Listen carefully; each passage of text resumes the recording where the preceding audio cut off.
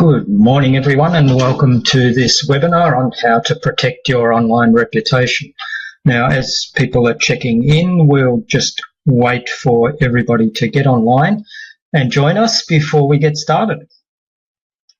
So it'd be great if you can hear my voice and if you can read the message in the chat. If you just confirm that you can hear me, that will be awesome, so I know that I'm not talking to myself. Beautiful. Thank you, Mary. Appreciate that. Excellent. So there's just a little bit of a delay with the messages coming up. Wonderful. Welcome, everyone. Welcome to the webinar. See, we've got about 20 people online at the moment, so I'll wait a little bit longer. I know there's approximately 58 or so registered, and we'll see how many of those manage to make it. I know a few people can't make the live presentation and will be waiting for the recording. We're going to cover why managing your online reputation is critical to your business. We're going to talk about the importance of gathering reviews, and then I'll walk you through a 5-step process to take control of your online reputation. And then we'll talk about using your good reputation as a marketing tool to promote your business and how that will impact your business, and also the next steps. So we'll have a bit of a conversation and a Q&A around what the next steps you might be able to undertake. All right. So a couple of people have posted that you're actively soliciting reviews, but you want to increase that in the future. Also, some customers are reluctant to give reviews and you've been unsuccessful getting them to post reviews. So we'll touch on some of those questions later on. Just going back to kind of why are reviews important? And these days, most people search for businesses online and they look at the reviews before making a purchase decision. In fact, if you do a search, one of the things that comes up in Google is the reviews for the business. It comes up very high on the search. And as I said earlier, I'm in San Francisco right now. I have been doing a lot of travel lately, and I like to use Airbnb for my accommodation when I'm away from home.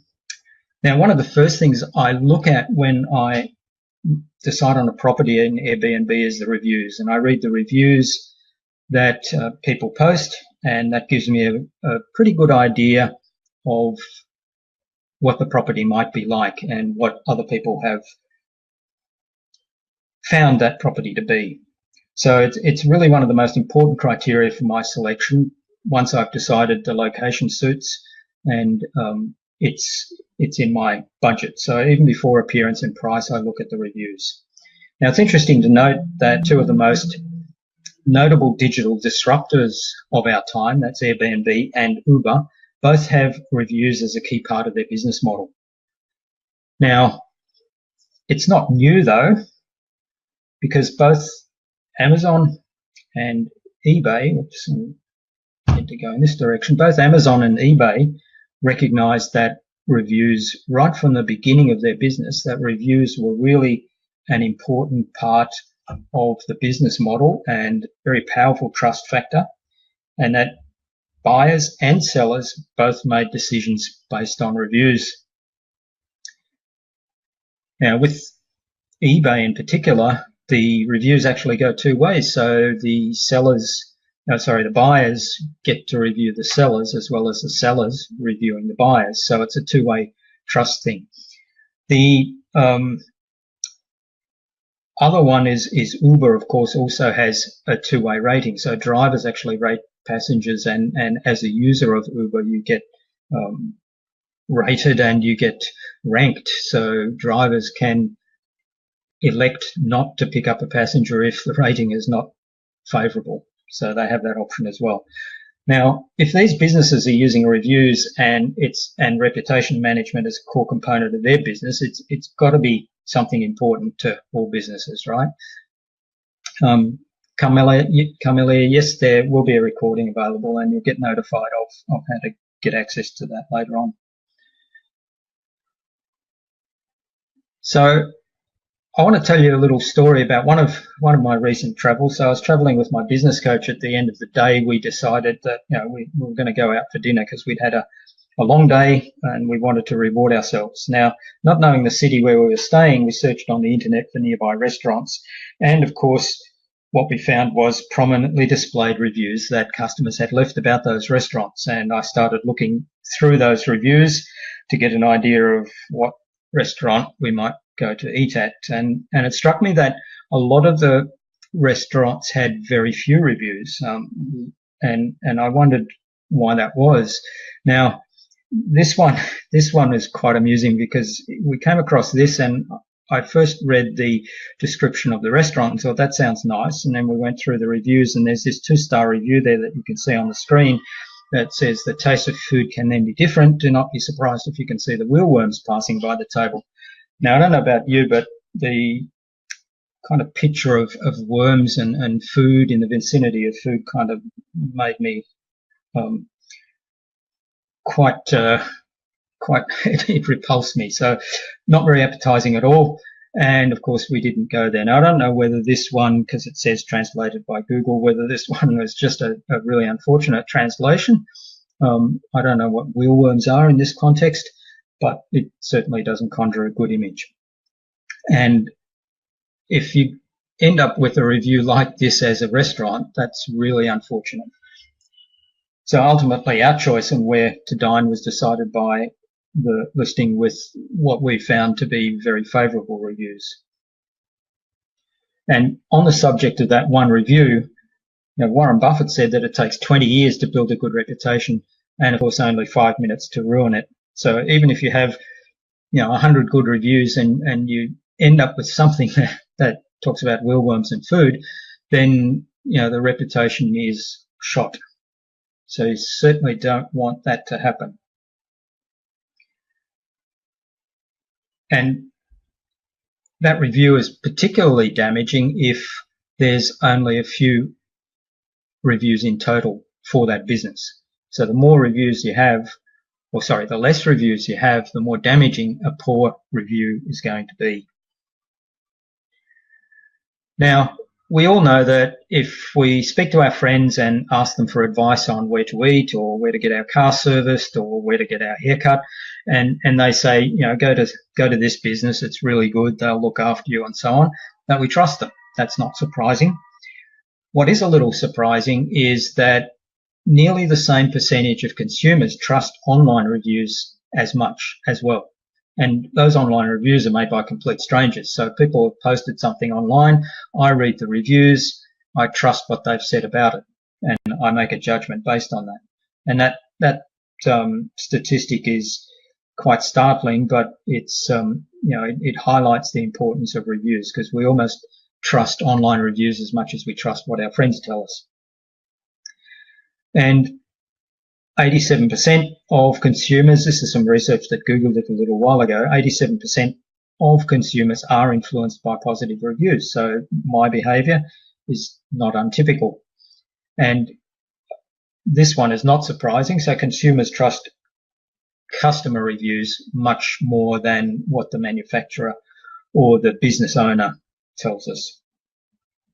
So reviews really do matter. Now, the benefits of having a good online reputation are really without question. People have trust in businesses that have a good reputation. Positive reviews, I mentioned earlier that when we did a search, the reviews come up really highly. So positive reviews actually help you rank in the search engines and therefore get your business found. And a strong reputation is really a key part of your overall brand, and that contributes to that. Most of the leads go to the top 5 search results with the best reviews. Now, we mentioned earlier that potential customers search online, and they consider reviews as a key criteria to choose what business they will visit or what business they'll purchase from. Businesses with higher ratings and more positive reviews will get more business. They'll get more, well, they'll attract more employees, potential employees, and better potential employees, and they'll also attract better customers. And they'll attract, or they'll be more likely to be attractive to investors. So overall, a positive reputation and having good reviews online is really important. And as I said, positive reputation, key part of your brand. So if you're paying attention to your brand from the point of view of being consistent with the whole experience, then reviews is a key part of that. Now, I wanted to share another little story or example with you that I actually found this last week, and I thought this was a great example of the positive. So forget about the wheelworms. That's the bad example. This is the good example. So we wanted to go out to dinner on last Friday and looked around at places nearby. And I was struck by this one, the Burma Superstar restaurant that's just about 5 blocks away from where we're staying. And it's got an overall average rating of 4.5 stars, which is pretty good. And then when you consider that they've got 1,207 Google reviews, that means they've got lots of really positive reviews. And I read some of the reviews. Most of them are pretty glowing. This is what we found when we got to the restaurant. So on the bottom right-hand side, it was sort of earlier in the day, around about 6 o'clock, big queue. Waiting time of over an hour, they said. So those people were sitting there prepared to wait for an hour. They even attracted a busker to keep them company and keep them entertained. So that business with those reviews was attracting customers. People were prepared to wait an hour. Now, we ended up having dinner somewhere else because we didn't want to wait around for an hour. We were hungry. When we passed by that business later on in the day, you can see the lights of the cars on. So that's kind of in the almost dusk and getting dark, around about 9:30. People were still queued up, and different people were queued up. So that business, and we've been past that business a few times since then, that business, doesn't matter what time of the day or night you pass by them, when they're open, there are people queued in line, and as I say, they're even attracting buskers to entertain the people. So they're providing a business opportunity for others as well. That's the power of having really good reviews. So let's talk a little bit about reputation. What is it? And Google, of course, has a big say in this. And they say that your online reputation is about everything that you say and do online. So it's formed by what you say and do online and what others say about you online. And in that regard, you can consider Google not just as a search engine, but also as a reputation engine. So I wonder if anyone has actually searched for their own business on Google or searched for themselves on Google and what you find, because sometimes you might be surprised, hopefully not in this audience. So the important thing around marketing your business with a strong reputation, it requires more than just having a good profile on some review sites, although that is really important. But it needs you to build a strong and comprehensive review process where you try to collect reviews from every customer and then respond to those reviews and react to them and make examples of the good reviews. Now, reputation management is not just about managing reviews. It's not about trying to remove bad reviews. I'll have some comments about that in a moment. It's not a substitute for outstanding customer service and product quality, because I'm assuming that everybody here has that. If you don't, then lift your game.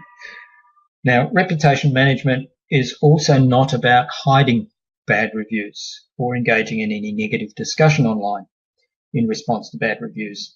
So really it's about the whole experience as part of having a great brand. It's about delivering a remarkable experience and making sure that every customer has the opportunity to share that experience through a review of your business. And the more reviews you have in any given system, the better you're going to rank in the search engines. So if you have, like the Burma Star restaurant, 1,200 reviews, and average 4.5 stars, so they will probably have well over 1,000 5-star reviews. They ranked very high when we searched for local restaurants. In fact, they were at the top.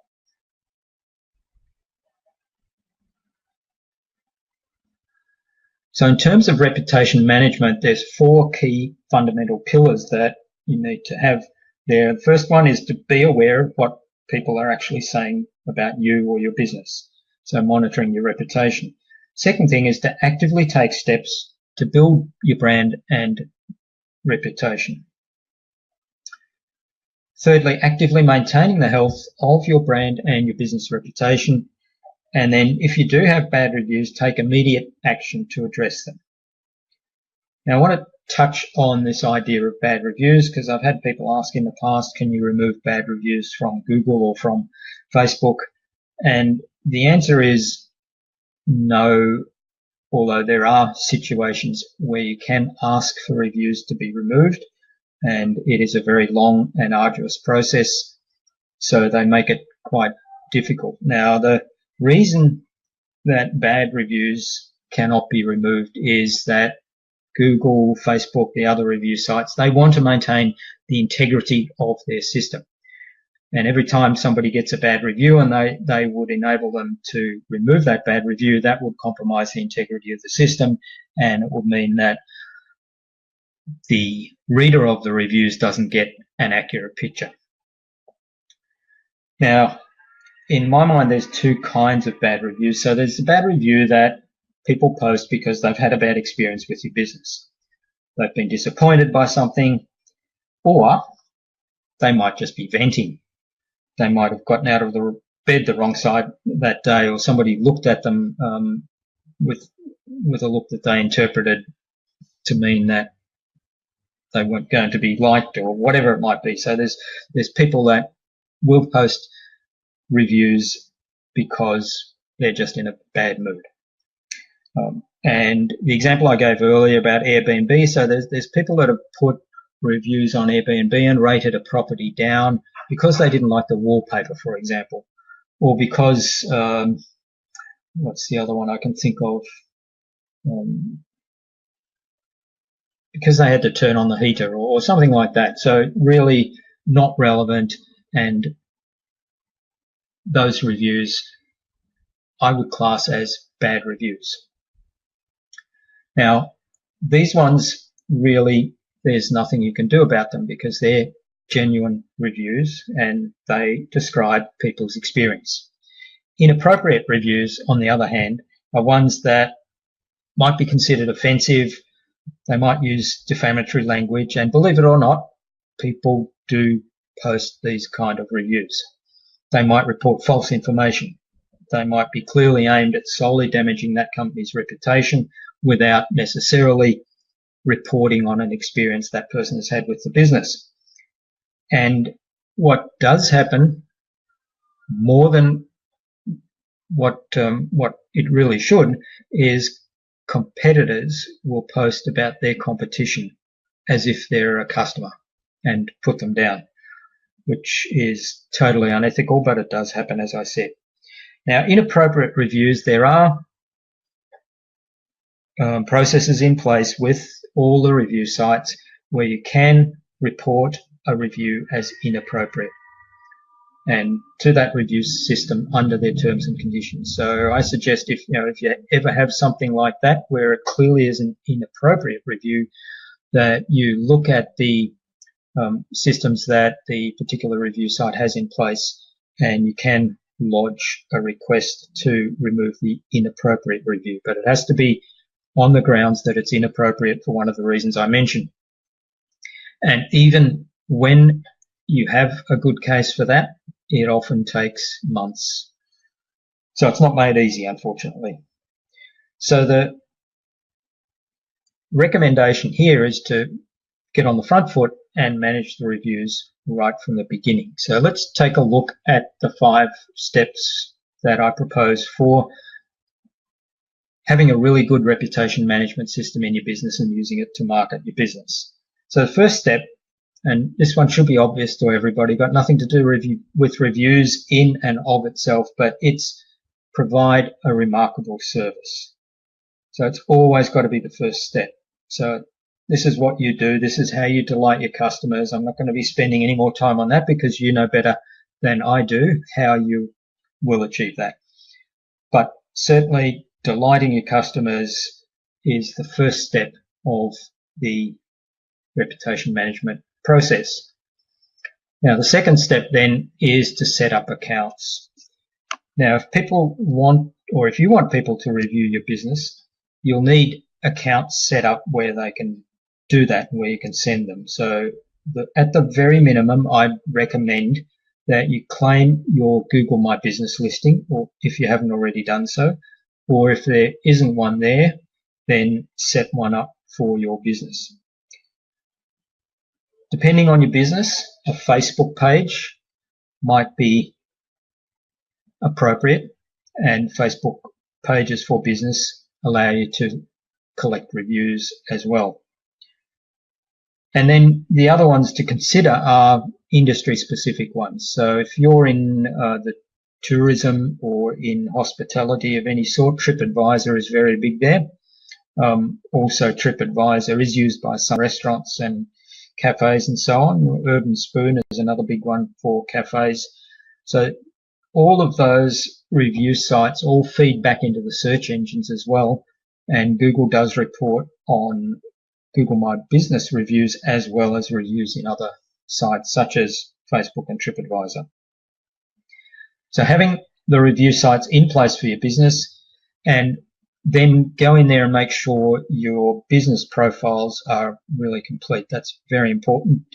So in Google My Business, for example, go in there and describe your business, put in the address, put in the opening hours, put in the payment methods you accept, put in photos and videos of the business. They're really good for getting that listing recognized more and more. So step 2, set up your accounts and optimize the profiles. Step 3 then is to check what people have been saying about you online already. So even if you don't have accounts set up, there's quite likely to be some reviews somewhere. And if you haven't been actively gathering reviews, then the risk is that people have posted reviews unsolicited, and there may be some bad ones there. So you need to find all the reviews that people have listed in various places from you. And then what I really strongly suggest is that you respond to the reviews. So begin by responding to the positive reviews. Now, a lot of people only respond to the negative reviews, but I like to respond to the positive reviews as well. First of all, thank people and say something like, "We're glad you enjoyed your experience with us. We hope to see you again soon." Something along those lines is really good.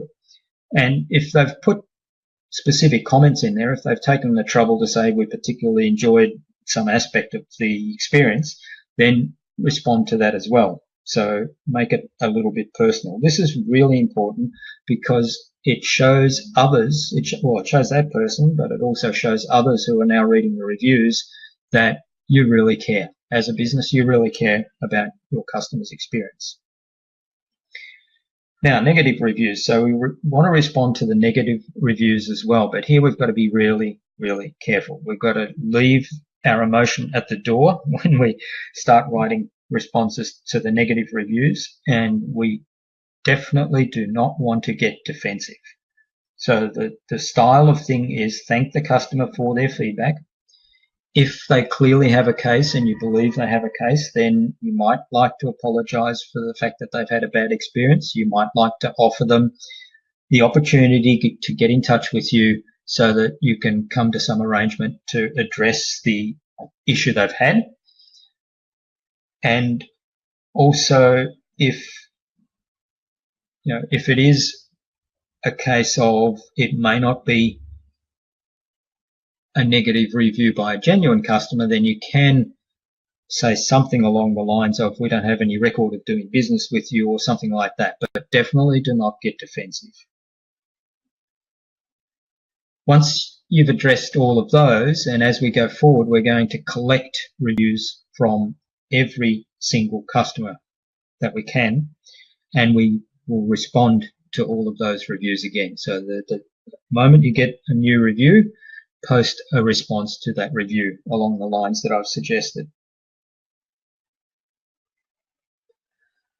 Now, the fourth step is to set up a review filter. And this, we also refer to this as a reputation management tool. So a lot of the times people are reluctant to get reviews or ask for reviews because they're a little bit worried that somebody might write something bad. Now, first of all, if you have an exceptional experience, or if your clients are all having exceptional experiences, it's unlikely a lot of people will write something bad. But if you do have that worry, the review filter is a great tool for managing that. And also it gives you the opportunity. I know a few of you have said that you ask for feedback and reviews, but people don't really take the time to do that. So this gives you an opportunity for providing some really easy ways for people to leave reviews, and also perhaps set up incentives. And also it's got a built-in monitoring system where you can see what's happening. So the beauty of a review filter is that you can safely ask for a rating from all customers. And if somebody happens to be in a bad mood and wants to let out their frustrations on your business that day because the last experience they've had an hour ago was a really bad one and they need to vent somewhere, then they can safely do that. It's not going to go public. What happens with reviews that are not favorable is that they'll be delivered to you as a message, so that if somebody does have a genuine complaint, you can see what their issue is, and you can deal with those issues and perhaps instigate some improvement, and perhaps contact that customer to address the situation if you choose. But it doesn't happen in public. So the filter system can be set up to prevent those reviews from going public. A high rating, on the other hand, is going to go straight through to the review sites that you select, and people can post a public review. And of course, as you collect more and more reviews, you build the number of total reviews and more positive reviews, so your overall rankings improve, your visibility in the search engine improves, and you're going to get more customers. You're going to start to experience what the Burma Star is experiencing here. Now, there are a lot of really good review systems and review filters, reputation management tools in the marketplace. What they look like, so we've developed one, but as I say, there's lots of them in the marketplace. So this is just an example. It's the one that we've developed. It essentially is a little app that can be programmed to come up on the mobile phone in response to a URL you give the customers, or, you know, if you're a service business, you might have a QR code displayed prominently at the place where people pay, so you collect reviews there, and they have the opportunity to simply give a star rating, and let's say 4 and 5 stars will directly go to the review site like Google or Facebook, and the others will offer the person an opportunity to leave a message for you, and that doesn't go public. So step 4, put a review filter reputation management system in place. And step 5, once you have that in place, then ask every customer to give you a rating. Now, this is really important because the more ratings you have, the better. And as I said, with a review system in place, you can fearlessly ask customers to provide feedback. You don't have to worry about what they say. In fact, you can rejoice in what they say. And if somebody gives you some unfavorable feedback, hopefully they'll actually tell you why they're unhappy, and you can choose to address that situation or take that on board as a suggestion for improvement in your business. Now, the important thing is make it really easy for customers to give feedback. That includes having an easy to access address, the URL address, where that system is, and so that they can place that review, and perhaps even, as I suggested before, a quick response code, a QR code that people can just scan with their mobile phone, and that takes them straight to that system where they can then rate you. And Timing in terms of asking for a review is also important. Now, particularly if you're a service business where people pay, that's probably the best time to get a review. So when it's freshest in their mind, when the experience is freshest in the mind, and when they're probably most likely to and most favourable to give you a review at that point. The easier it is, the easier you make it for your customers to rate your business, and the quicker that you get them to do that, the more reviews you're going to get. And then, as I suggested earlier, once you're getting these reviews coming in regularly from the customers, respond personally and individually to each one. So show that you really care about customers, because that, having lots of reviews is great. That will give you all the benefits that I mentioned, but you can enhance that even more by having responses to each review, because the readers of the reviews see that you really care. All right, so just summarizing that again. Step 1, provide great service. That's really important. Step 2, set up all the review accounts or claim them if they're already in place. So Google My Business is quite likely already in place if you have a registered business. That usually comes from either a phone entry or some way that you've actually got some presence on Google. So make sure you claim that and make sure you put the profiles in all of those accounts. Then look at your current situation, make sure you assess where you're at and tune up any issues. Then set up a review filter tool or a reputation management tool and ask every customer to give you a rating.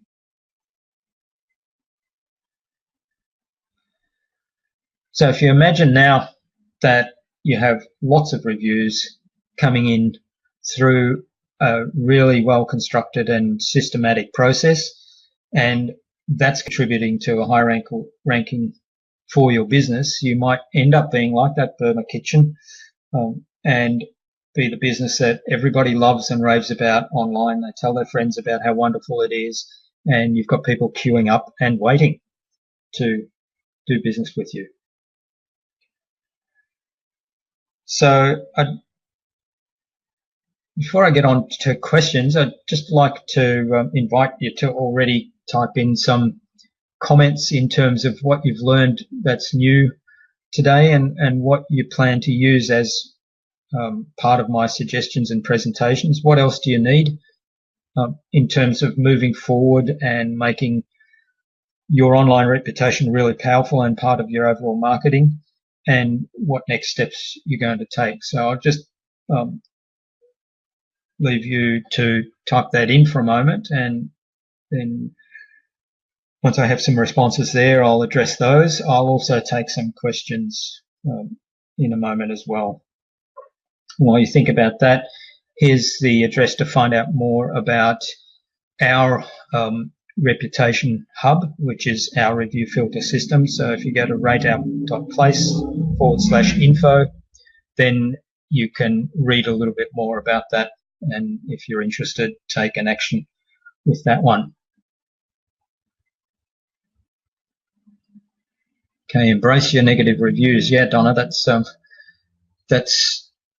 a great attitude to have, because there's often an opportunity there to improve, but certainly it's an opportunity to engage in a conversation online and to see if you can address any unhappiness on the client's part. Great. So a lot of people learned about review filters. Yeah. So the other beauty about these review filters is it does give you a way to see how many people are responding to the reviews through that filter, or how many people are placing reviews through the filter, and you get some statistics around positive reviews, bad reviews, and so on.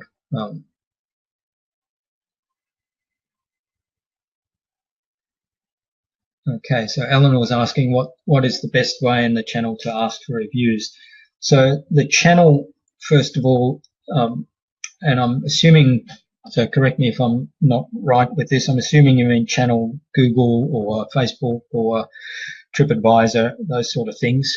So I think that Google is definitely one that every business should consider, because obviously being Google, that one carries the most weight in terms of the ranking.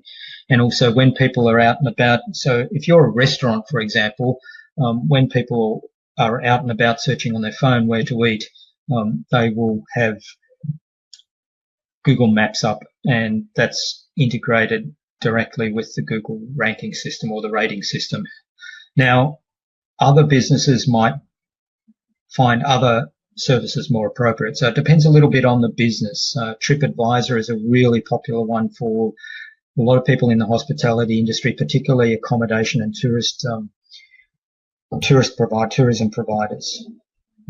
Facebook works really well also, and there are a bunch of ones that are industry specific.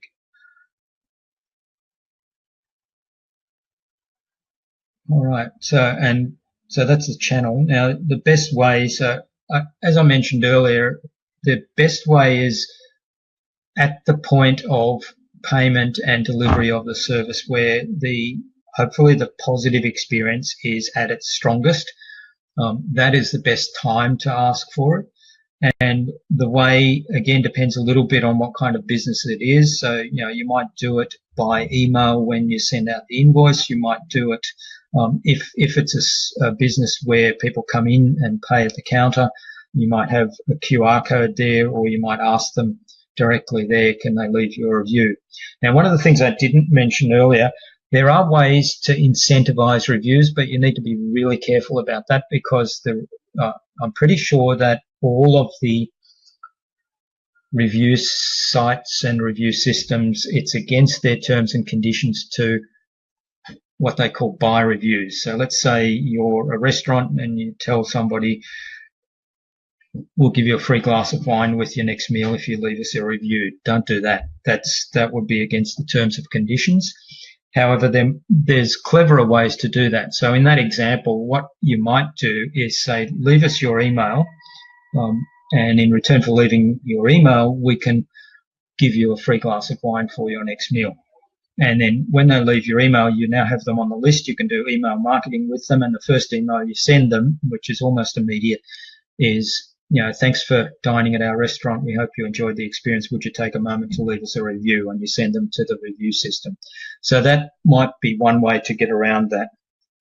But there's lots of different ways that people use to get reviews. So it really depends a little bit on the business. Right, so Nicole's asking, review filter allows you to avoid publishing bad reviews, which would seem to compromise the integrity of Google, Facebook, etc. review systems. So they don't block reviews coming from filters. Any issues using the filters? That's a great question, and there is quite a bit of discussion online with that. However, Google and Facebook, as far as I know, don't have any issue with review systems right now, because they don't really believe that's compromising the integrity. In fact, anything that encourages more reviews will encourage more use of their services. So they're actually quite positive on that. Now, having said that, there is one system which is called Yelp, which is widely regarded. They're not so favorable with review filters. So if you do use Yelp, just really check on that and check with the filters. And I think a lot of the systems now are not offering Yelp as a service on the back end of the review filters. So great question. Hopefully that's answered it. Jennifer's saying that we lost our responses from Google recently on the reviews. Have you heard of this happening? No. When you say responses, is that what you posted in response to the review? Okay, I'll wait for you to answer that. I'll get on to Michael's question. So can you embed reviews from TripAdvisor or Google on your own website in Marketing Way, or is this copyrighted content? No, you can embed that. It's not considered copyrighted content. I mean, you embed it in a way that it's clear that it's your TripAdvisor or your Google reviews, and they're quite happy with that. And that's definitely something that I would encourage. And if I remember correctly, I've got my reviews actually, or a selection of my reviews displaying on the homepage of my website as part of the testimonial section. Okay, so Jennifer's coming back. Jennifer's coming back and saying, excuse me, I want a drink of water. All of the responses to our reviews, positive and negative, have been lost. No, I haven't heard of that before. That really sounds strange. I guess so. The reviews are still there, but the responses have gone. I probably just see if posting them again will bring them up. The only thing I can think of there is that you dropped out of the internet connection or something while you were typing them. But if they all disappeared together, that sort of is highly unlikely. Sorry, I can't help you with that one. And it's hard to get a direct response by putting a help request into Google. I'd definitely report that back to Google if there is a reporting thing there. There is a help system where you can report inappropriate reviews, so you might want to see if you can find a place to report that one. The other thing you might like to do is just check. There's a lot of forums online that discuss things like this, particularly related to Google, because it is hard to get direct assistance from Google with all these free services, which is not surprising because they provide them all for free. But there's lots of forums online where people discuss all kinds of issues. So maybe if somebody else has experienced this as well, they've posted about it and hopefully posted a way to get past that. Okay, how much should I engage with negative reviews on Facebook, asks Donna, especially when they are venting? Okay, that's a really tricky one. So first of all, Donna, I would recommend when you read the review first, go away and let it sit for a day or two, and then come back when you're kind of neutral and calm and you don't care about it. And then I would certainly respond, but if it's pure venting, I would just pull out the key facts, see if there's something there that they are genuinely unhappy about, rather than and they're venting about that, but just what is the core of it, and then perhaps address that. And then I would say, I'm sorry you had a bad experience and thanks for your feedback. And maybe that's all. And if there's something genuine there, you might say, we're going to look into the situation and we will address it. But I certainly wouldn't engage in further conversation. If the person is really venting and then they come back and vent some more or get angry, I'd probably stop then. Dina's asking, how long does it take for Google Help to get back to you? I've sent 3 messages in the last month and no response as of yet. Unfortunately, that's probably what you'll find. So unless you're a G Suite customer and it's related to that G Suite thing where they will be very helpful, but on the free services, it really is hard to get actual help. So I'm sorry, I can't give you any magic tricks there. As I suggested to Jennifer before, the one thing you can do for problems related to the system with Google is there's lots of forums online specifically for issues around Google where people kind of help one another solve problems. So if you do a specific search, you might actually find somebody else has posted a solution to the issue you're having. All right, any further questions? Okay, if there's no further questions, thanks very much for participating today in the webinar and for all your comments and questions, and hopefully I was able to provide some information that's useful to you. And if you feel so inclined, you're welcome to go onto one of my review sites and leave a review as well. So thank you very much for that. All right, thanks very much. I'll shut down the webinar now.